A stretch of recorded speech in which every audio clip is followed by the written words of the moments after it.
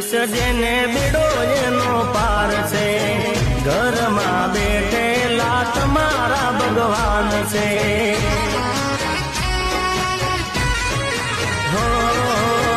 મળે આશીષ જેને બેડો એનો પાર છે, ઘરમાં બેઠેલા તમારા ભગવાન છે.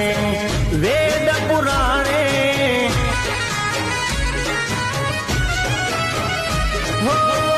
વેદ પુરાણે આ કીધું છે, દાદા ગણેશે સિદ્ધ કર્યું છે.